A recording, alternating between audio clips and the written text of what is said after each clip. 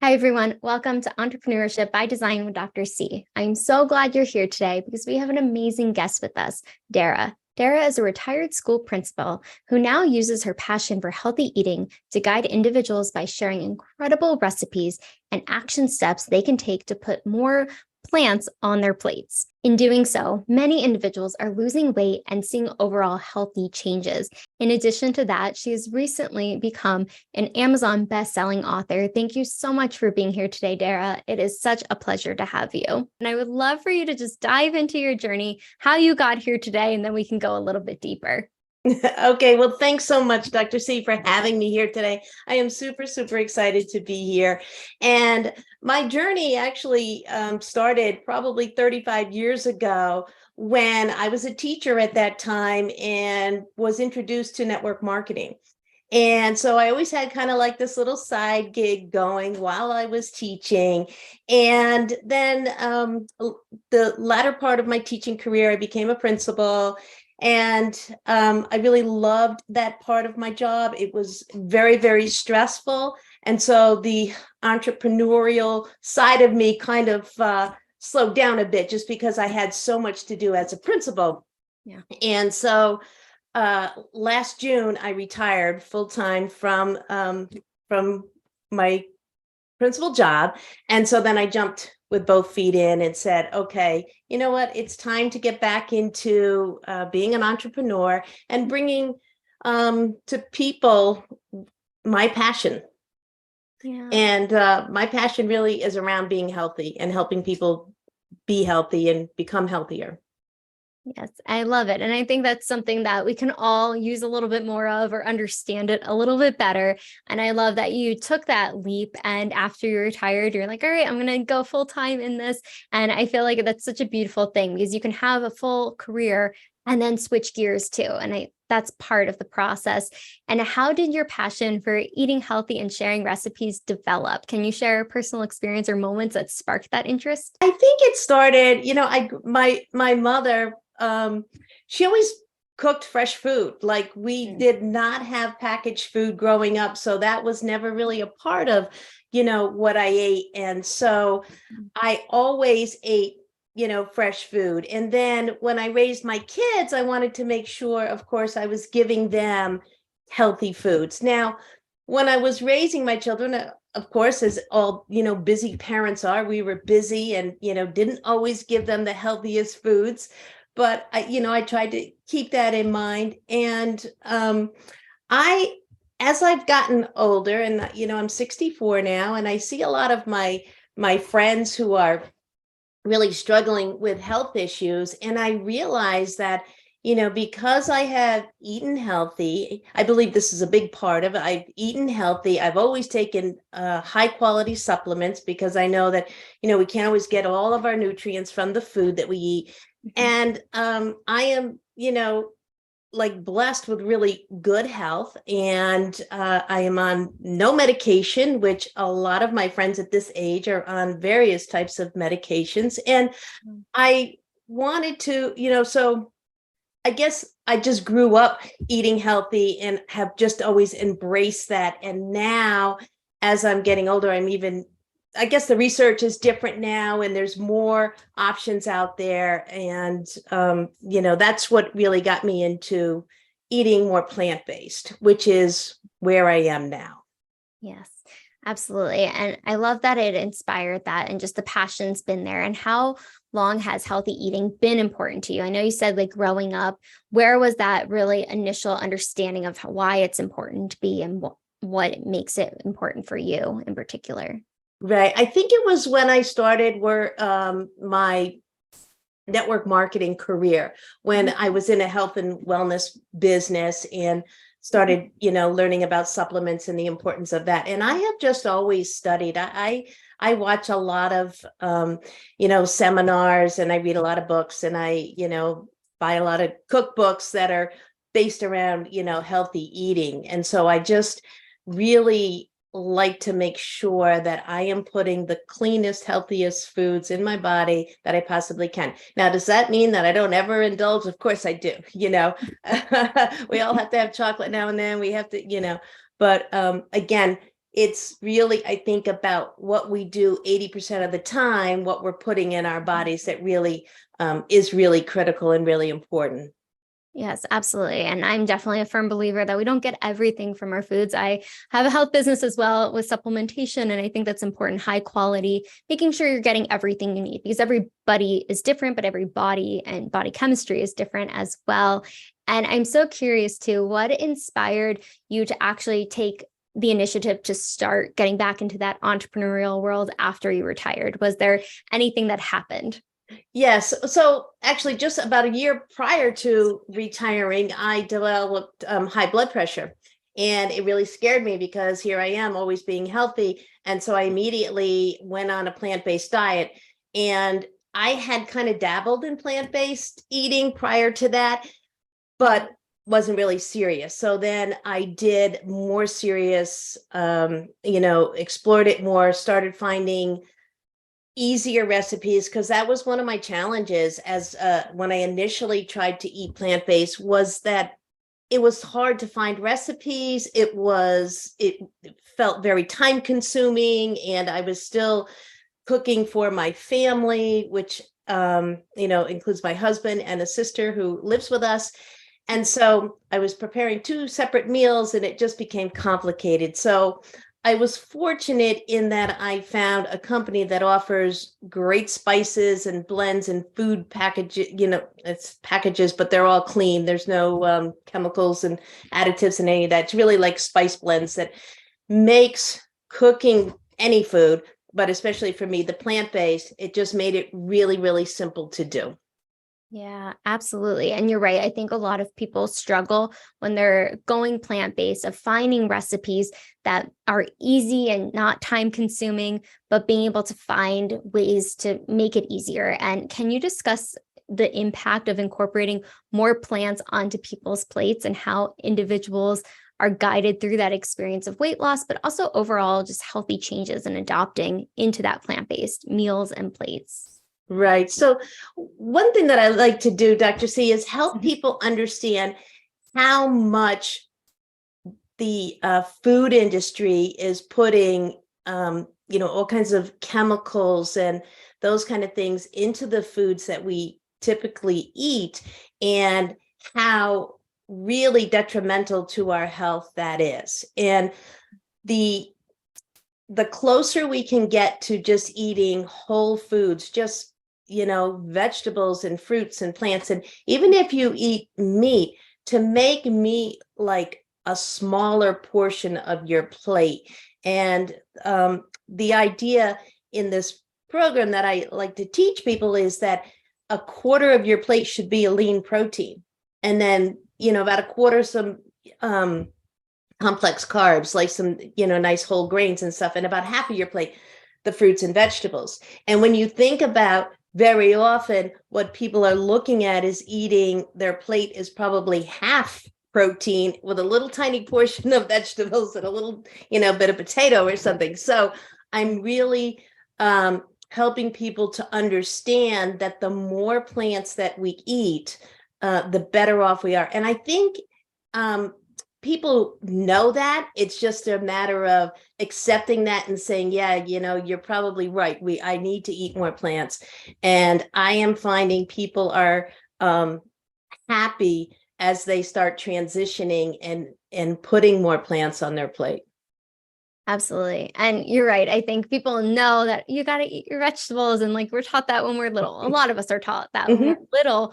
But like as we get older and time is of the essence, and we're like, well, I don't have time to like steam vegetables, but what's the alternative? Your health. And like you had a situation where it really focused in on, okay, I need to change a few things for blood pressure and just making sure that you were okay. But in the grand scheme of things too, it's you've always had that initial thought of like being healthy, and it was just changing a few things. And what are some of the common challenges or misconceptions that individuals face when trying to incorporate more plants onto their meals? That's a great question, because some people think that it's going to be really boring because they're not going to have much to eat. But honestly, when you think about it, there's only a handful of different meats that we eat, but there are literally hundreds of plant foods. And there are likely a lot of vegetables and a lot of fruits out there that people have never even tried or attempted to try. So it's getting them to open up and be courageous enough to try some new, vegetables, new fruits that they've never tried before. And it was so funny because last night I was doing a Meatless Monday. I do that on Mondays. I do it live.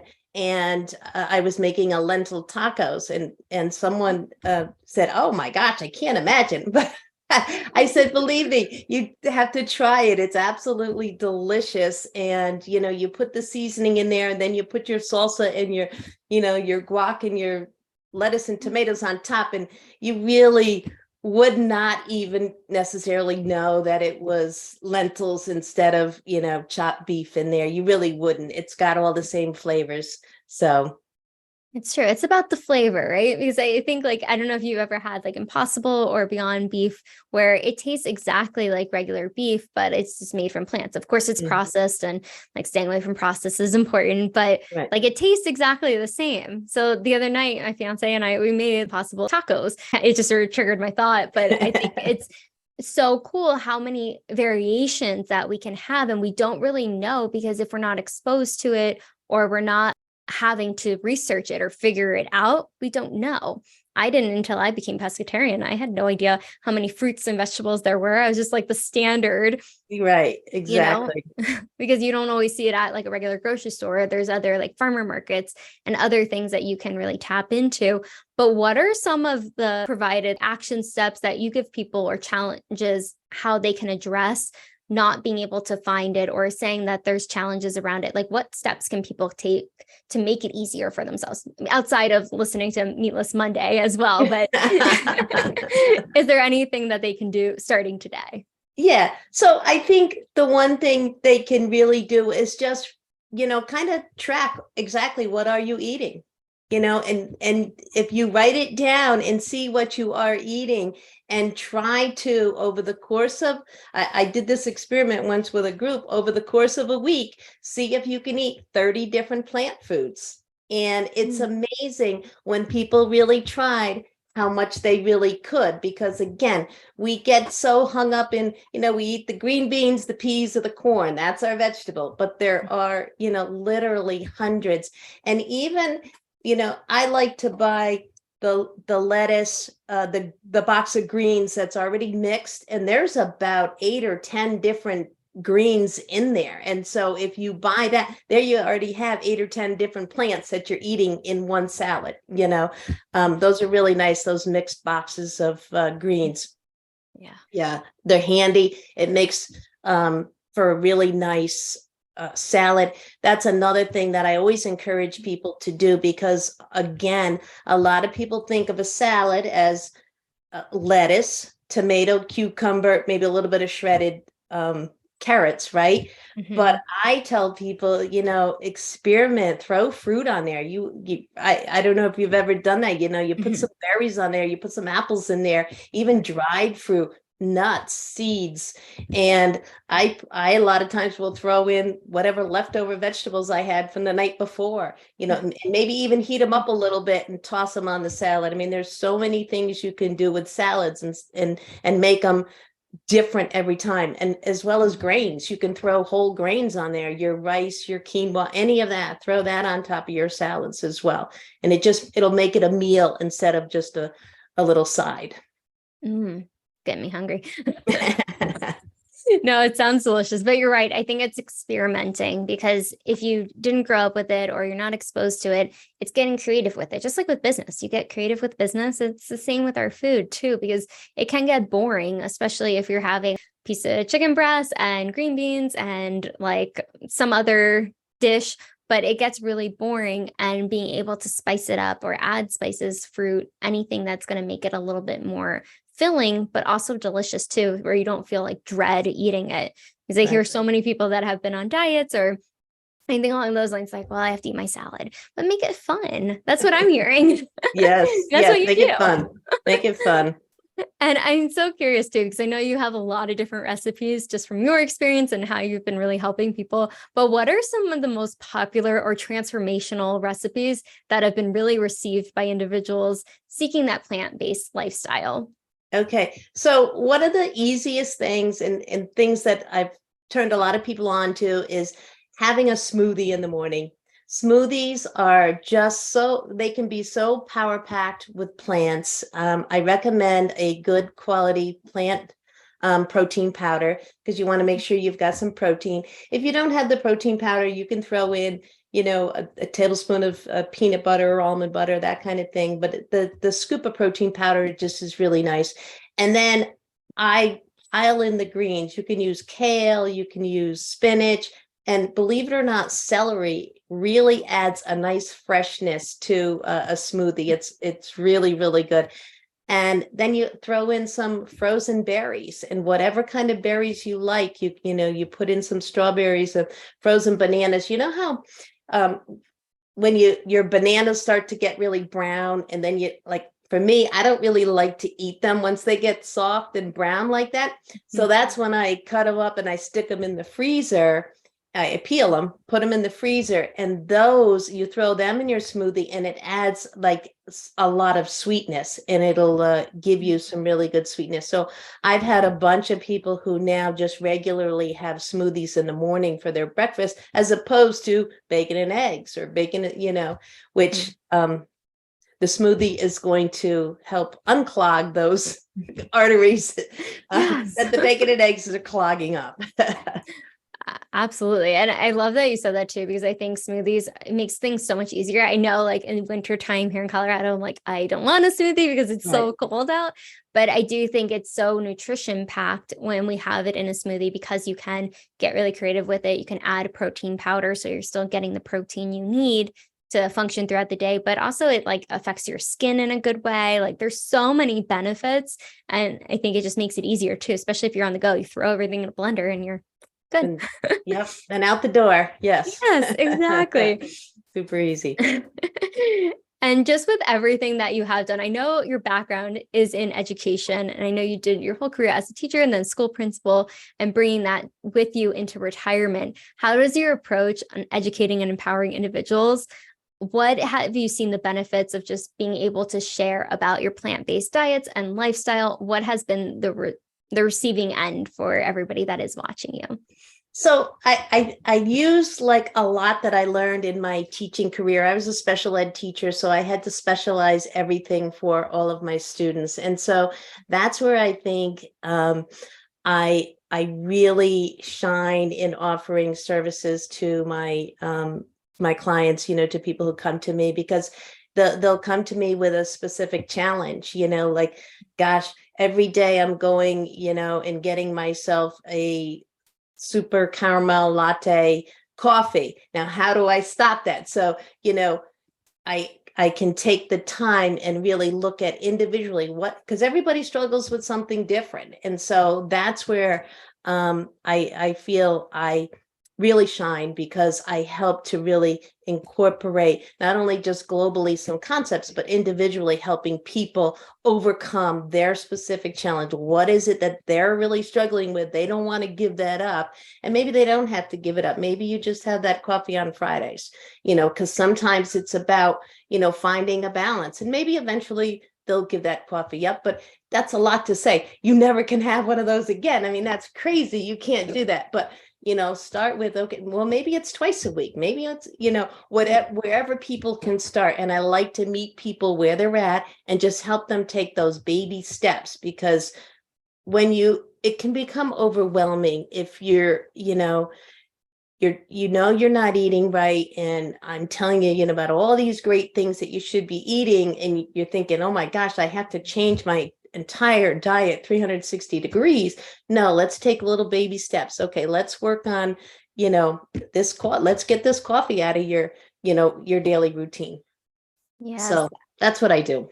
I love it. And I think it's so tangible too. And I love that you were a special education teacher, because my mom just retired 2 years ago now of being a special education teacher. And I think it's so rewarding what you do and what you did. But also, I think that specialization of each person is different, each individual and what their diet looks like, taking it in bite sizes, literally. But being able to, okay, if you're having coffee every day, like going to Starbucks or any coffee shop, being able to, okay, let's tone it down to like 5 days a week instead of 7.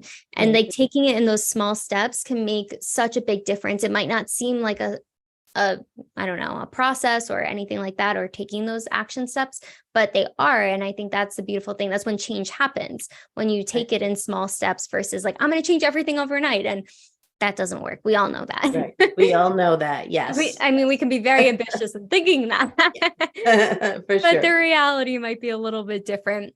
And so I'm just really curious, is there any like particular strategies that you do use when it comes to taking it in small steps? Like, how do you approach that with individuals you work with? Again, I really look at where are they at?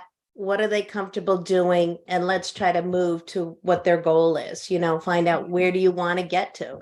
Maybe they don't want to give up that coffee. Okay, so let's see, what are some other options? And so, yeah, again, it's really about listening to what the individual wants and where they want to end up, and what I can help them do to tweak to get closer to their goal. Yes, absolutely. And everybody is different, but I would love to hear maybe a success story or two from individuals that have implemented the guidance that you've given, but also just have experienced significant positive changes in their life. There's one woman who actually started eating more plant-based prior to her meeting me. And she really turned her health around. And since we've connected, it's been several months now, she's incorporating even more meals and more plant-based, and we exchange recipes. It's really fun to be able to do that. But her cholesterol dropped well over 100 points, and she is down to her ideal body weight where she wants to be. And again, it was a process. It was a year-long process. Just reinforced that, yes, this really is the right way. And she is not 100% plant-based. She eats a lot of plant-based meals, but she also will put, some meat on her salad, or sometimes when she's eating with her husband, she'll cook a meal that, he wants to eat, kind of thing. So she's not 100% plant-based, but she eats way more plants than she ever did before.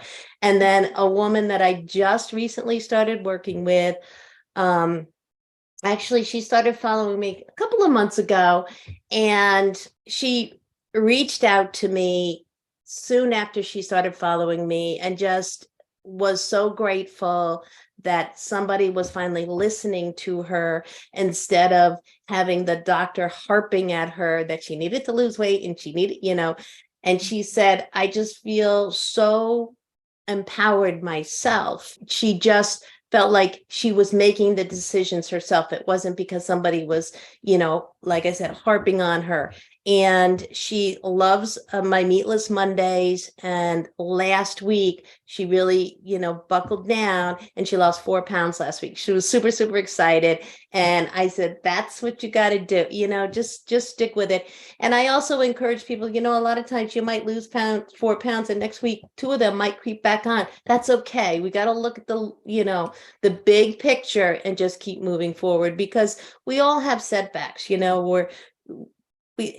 I'll tell you, food can be very addictive. And this is something that I talk to people about as well. And it truly is addictive. I mean, they have proven that those sensors in our brains light up, just like they would for someone who's addicted to cocaine. The same areas of the brain do light up when a big chocolate lava cake is put into somebody who craves that, right? So the food industry actually hires craveability experts. It's their job. They're scientists that work in the food industry to help make the food, so craveable, like, so that, it's got the right amount of fat, right amount of sugar, right amount of salt, so that we really, really want more. So I really try to help people understand that it's not your fault that you're craving this food. It's really biologically, our bodies crave fat, sugar, and salt. That's what we just naturally do. So it's really a matter of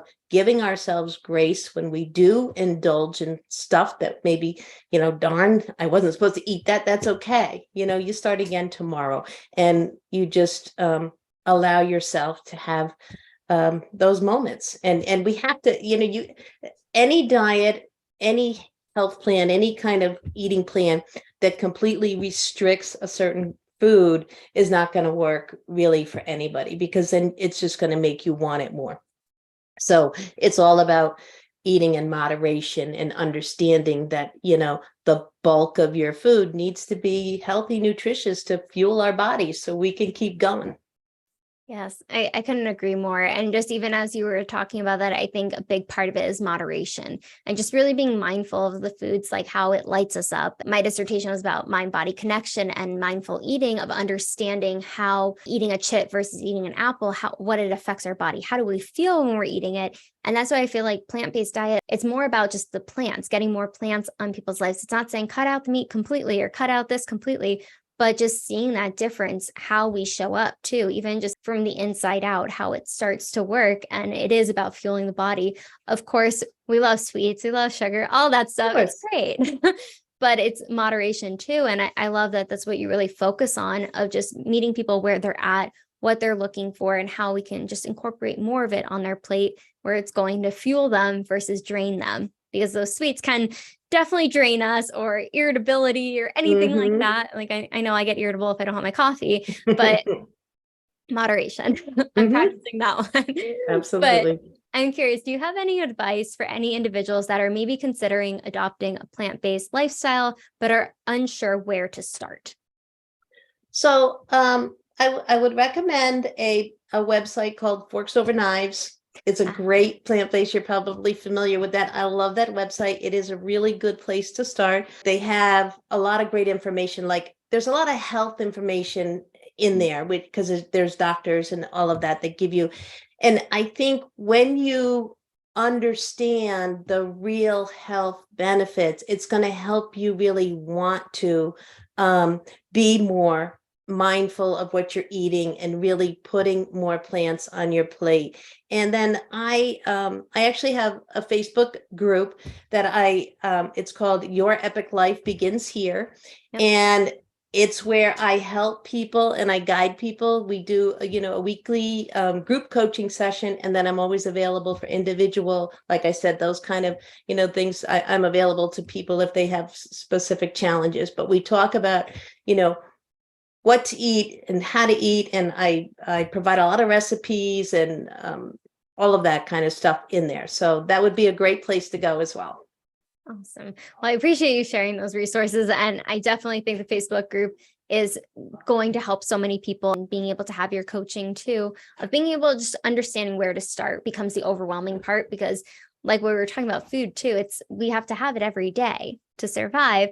So especially if there is any addiction around it or anything, it's just being able to maneuver it and have that first step. And that's the biggest part. And how do you envision your impact expanding in the future? Do you have any plans to reach a larger audience or collaborate with other health and wellness professionals too? Well, I would love to expand my group. And I am looking to get on more podcasts so that I can spread the word. And I love listening to podcasts myself. So I think podcasts are like the way to go. And so I don't have any visions to be like a super huge, kind of expert by any means, but the more people that I can help to understand, the power of this. I do have a vision to write a book. I actually am a co-author in a book that just hit bestseller on Amazon, and it's coming out in paperback. Actually, they're on their way to me as we speak. So I will have them available very soon. But in there, I really talked about the importance of, eating, and how, as a busy entrepreneur who has like many entrepreneurs are juggling so many different things. And a lot of entrepreneurs also have a full-time job, as well as, a lot of people start businesses on the side kind of thing. And if you're not fueling your body properly, you're going to really burn out, and you're going to, see that burnout come quicker. And I also talk about moving, having some kind of recreational type activity, because we've got to also find room for that in our lives, because you can't be all work, work, work. You've got to, have time to play as well. And if you can add movement into it, all the better, because for those of us that sit at a desk all day, that's not healthy either. And hopefully people have I have this little crazy watch that, every hour it tells me, get up, get up and, stand up. So it is important that we move as well. So I have visions of writing an entire book kind of around that as people retire, especially. And I'm very mindful of that, because a lot of people said, well, when you retire, well, what are you going to do? Aren't you going to be bored? I'm like, I am so busy now. I love to stay busy. And I think it's important, especially as people start thinking about retirement, because most people retire sometime in their 60s. Our average lifespan is 80s. You're talking about 20 years. I hope people aren't just going to sit around and watch TV for 20 years, because there's just still so much more life to live. So my book is going to kind of be around, what can you do to really enjoy those last 20 or 30 years of your life. Oh. So, well, I'm super excited for that book. You'll have to let me know when it's live so we can all order it. Well, at least we're putting it out in the universe and it will come true. Mm-hmm. But I love that you really do focus on that. And I do love that you talked about movement as well, because a lot of people hear the word exercise and they're like, no, but just moving our bodies, because I do think our mind and our body are so important, our health. We can't do all these amazing things if we don't have our health. And you mentioned it so beautifully too, of just how entrepreneurs are always on the go, even if you're working full time and 9 to 5, you're still on the go if you have children or taking care of parents that are older, anything like that. Like there's so many different facets that happen and factors that play into our everyday life, but being able to just recognize what we put in our body and what we do for our body is going to either put us in the right direction or make us work a little bit harder. Absolutely. And I think that's the hard part, but I would love to know, what are some tools that you've used to build your business as you're starting to get that out there more, getting on more podcasts, getting your mission and your message out there? What has been really beneficial in that process of building your business? So I started on Facebook and just reaching out and, going into different groups and, just trying to meet people that way. But what I started doing recently is video. Because short form video is really like what people enjoy.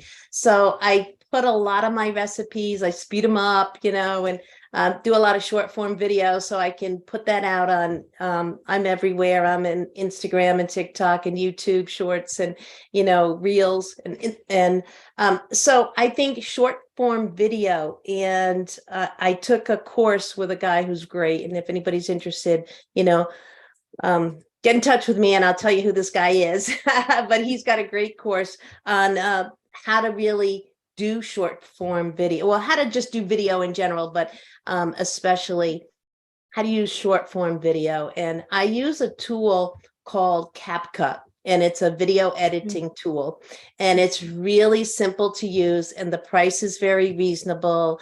It's not hundreds, it's less than $100 for the year. I think it's around $70-ish for the whole year. So it's a very reasonable tool, and it's very user friendly. I mean, I'm not a super techie person. I'm not, totally untechy, but I learned how to do it. And there's a lot of graphics you can add to it, and a lot of splash and a lot of, all that kind of stuff that, makes our videos look good. Yes, no, absolutely. I appreciate you sharing those tools because they are really beneficial, especially video. I think it's been around, but I think it's only going to grow and expand because people want that connection, especially with like AI now and all these other features, like that authenticity of just being able to talk to the camera, talk to the people, and be able to show too, especially food. You get to show the recipes and being able to speed it up and all the factors that go into what you're doing, but also hearing it from, or other people hearing it as well. And I know you've been on this journey now for a while, but what has been maybe 2 or 3 lessons that you've learned that have been really beneficial that you could share with the audience today? So I think number one is don't give up. Just keep on plugging away and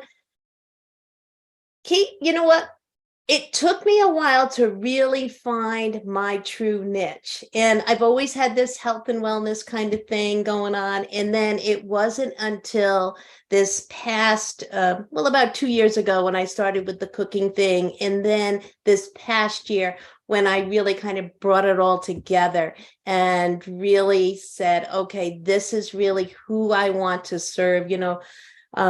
It's important to figure out what group we really want to serve. I am, doesn't necessarily mean just women, but I tend to attract women over 35 that are looking at their health and wanting to, make some changes and improve their health or lose weight. I mean, a combination of the two. And so that is really where my focus is, but I wasn't always there. And so I would say, on your entrepreneurial journey, don't be just stuck in one lane and, really play around with things until you find something, because eventually you will find where your passion is. And then it's not like work anymore. Every time I'm getting ready to make a recipe, I'm like, oh, I better grab my camera, and I set it up and then, but it's not like I'm already cooking anyways. It's no big deal, so I just set my phone up and, I have a little tripod.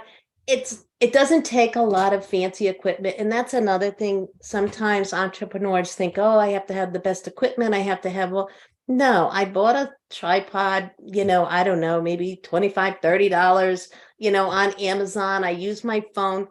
Our phones today have fabulous cameras. I mean, so that's what I use. And then I have I have a desktop with a pretty big screen, but only because I like having a big screen now that I'm older. But if you just have a laptop works too. So this was kind of like my retirement gift to myself was, a nice big desktop.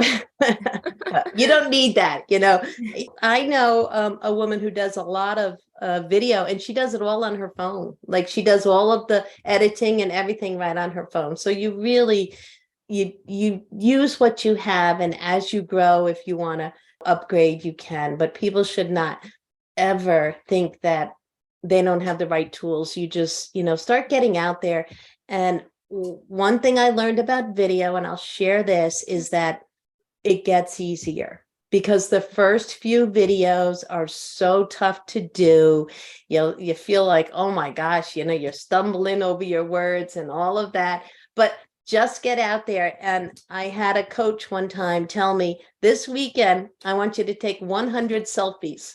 And it was really just to get accustomed to being in front of my own camera, and so just start doing it. It's okay, because especially if you're putting video up on, Facebook or whatever, it's gone in a couple of days. So, if you mess it up, or you could delete it. If you really don't like it, you can easily delete it, but just get on video and just start doing it.